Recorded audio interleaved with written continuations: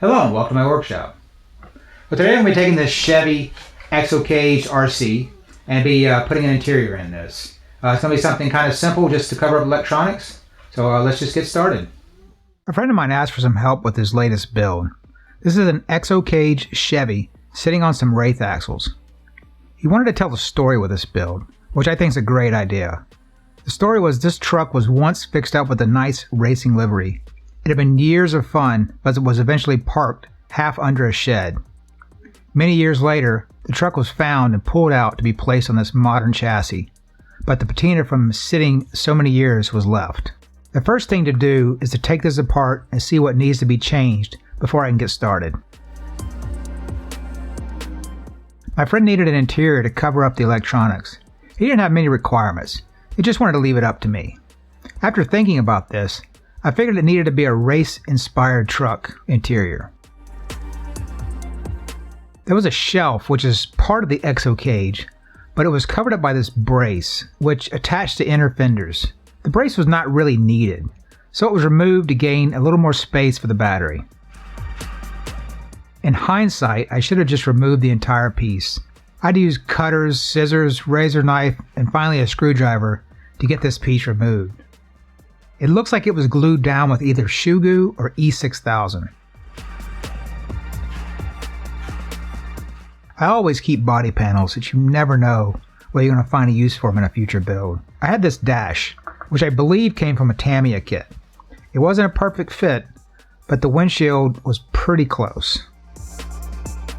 The dash has a flange which extends straight out and had mounting holes. I needed to mount it to the inner fender wells, but didn't have room for it to extend straight out. Another issue is it would cover up the area where the battery would be located. With a rotary tool, I cut the flange off and prepped it to be glued back down in more of a vertical position.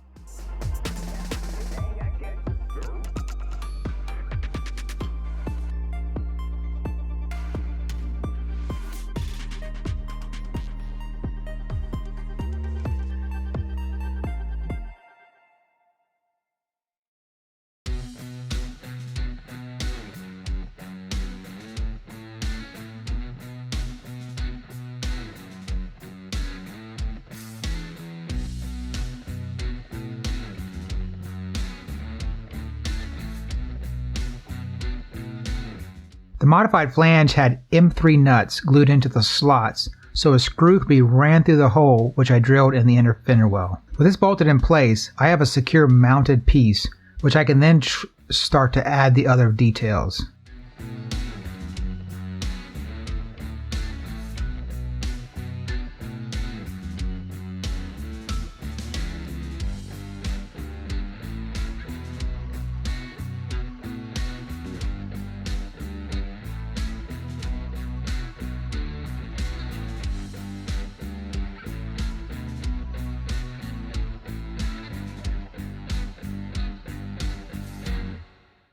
The first thing to do is make an inner structure which represents the door. This goes down both sides and matches the height of the door itself.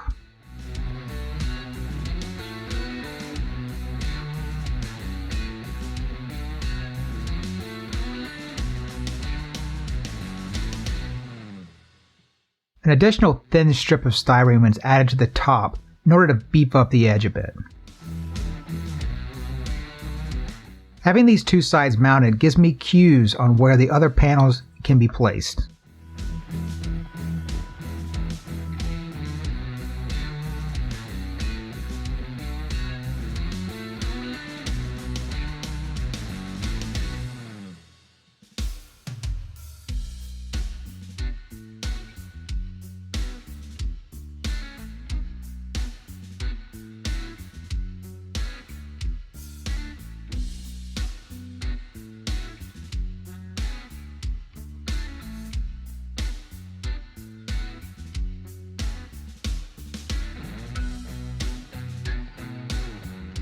I wanted to add a seat, so I looked through my spares and found a single seat, which I thought would look perfect. I have had this for years, and I don't really have a clue where it came from. My guess is it came in a package deal I bought from someone. I only had one, which is why I've not used it yet. Knowing this was going to be a one-seater, I knew this would be the perfect time to finally use this seat.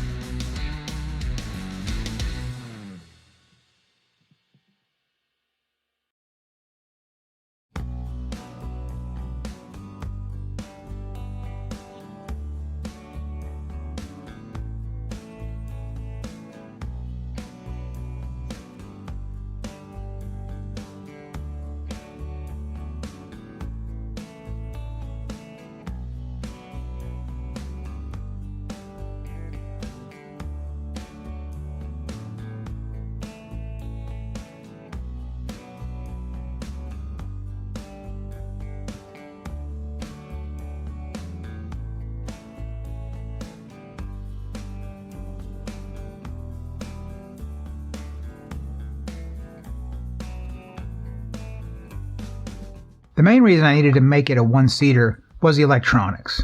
When I got the truck, they were spread out, but I moved it all to the passenger side. With this and the transmission, all I could do was build a shelf that covered all this up.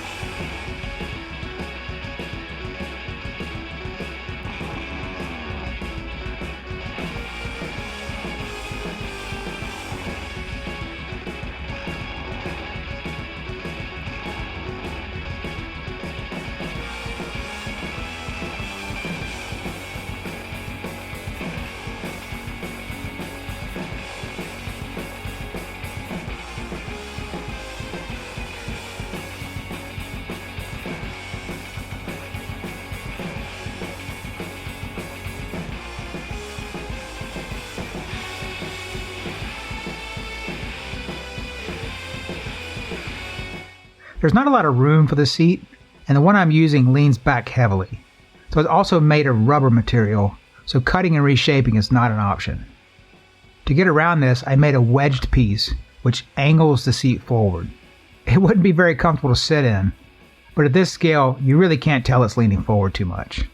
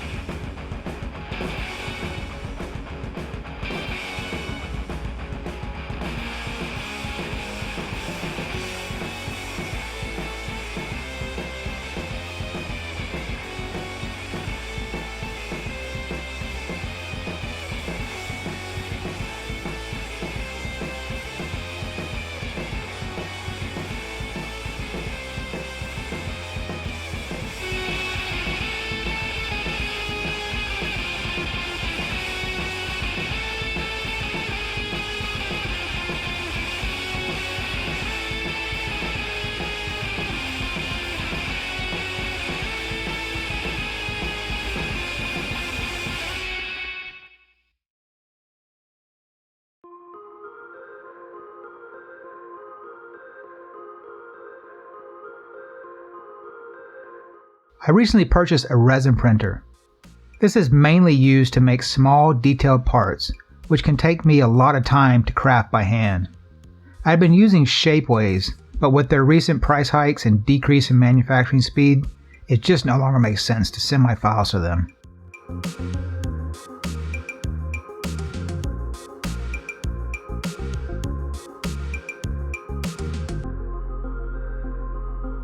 Here I am laying out where I want all the switches and knobs to be placed. When I design the switches and knobs, a 2mm tang is placed below each part. This allows me to just drill a hole and securely mount the part where I want it.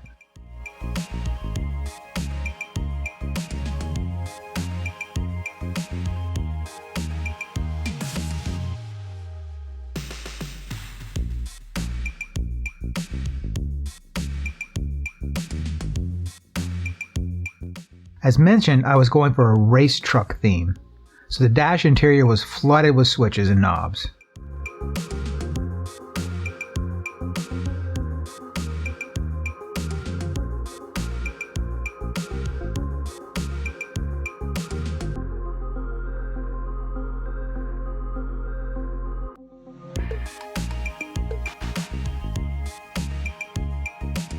I was surprised when I learned many years ago that race cars actually flock most of the visible panels. So this is done to cut down on glare. I have this flocking which works well as carpet in these scale builds, but in this case it works good as just flocking. One thing I learned is the color painted behind the flocking greatly influences the color you see. I wanted it to be a much darker color, but only had this light gray. This is why I left the dash black before applying a clear coat to glue down the flocking.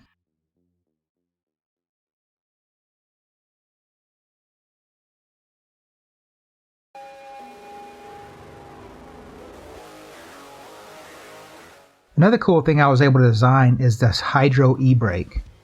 It is modeled after a brand called Siki, which is used on many race vehicles.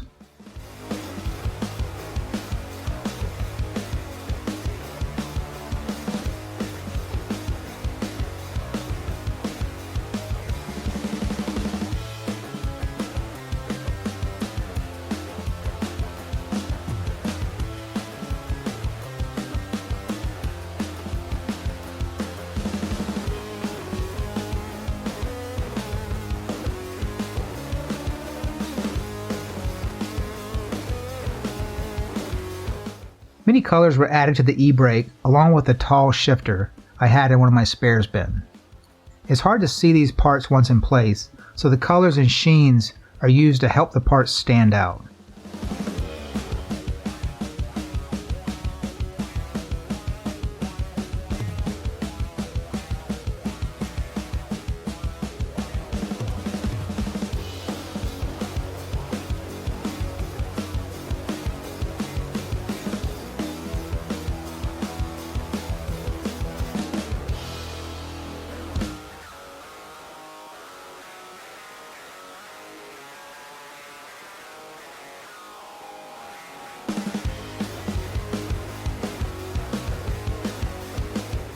The steering wheel is made by Grant and is a pretty classic shape.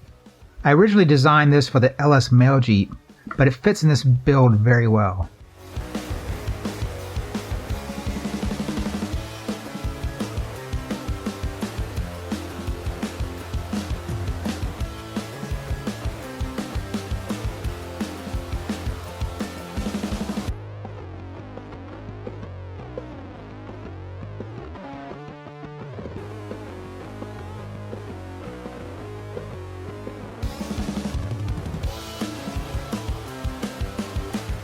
I really need to find a good set of pliers which allow me to grab these tiny parts and place them in the vehicle. Here I'm struggling with different pliers, tweezers, and my bare hands. On a few cases I dropped the part and wasn't able to find it again. On others I was too heavy-handed and broke them.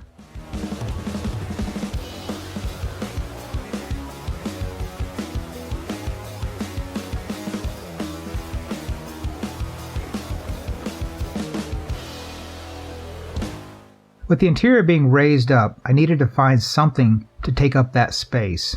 Luckily, I recently purchased these boxes. which was a recommendation of my friend RC Everyday. It just required a little bit of grime in the form of a wash, and it looks right at home.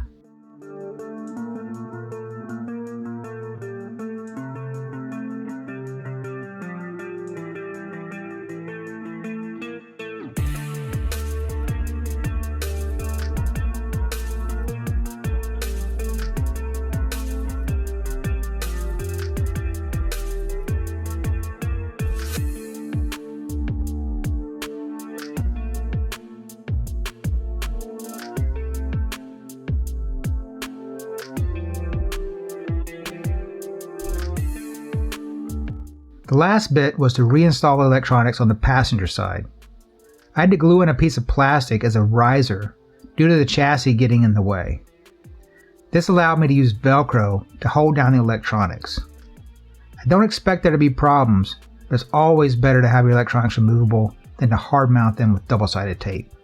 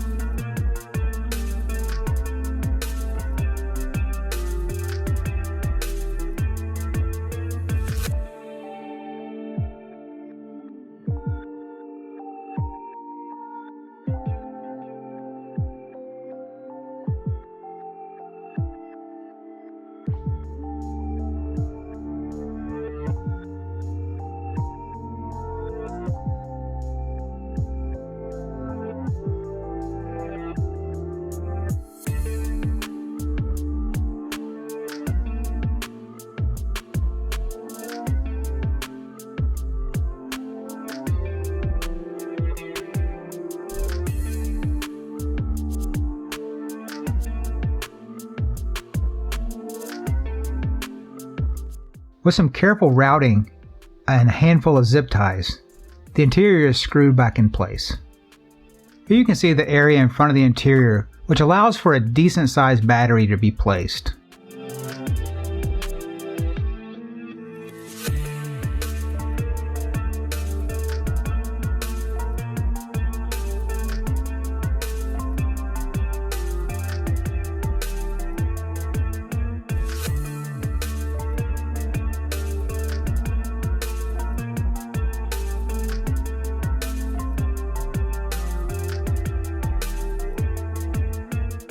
The final bit was to add on some wipers, which also received a grime layer from the washes.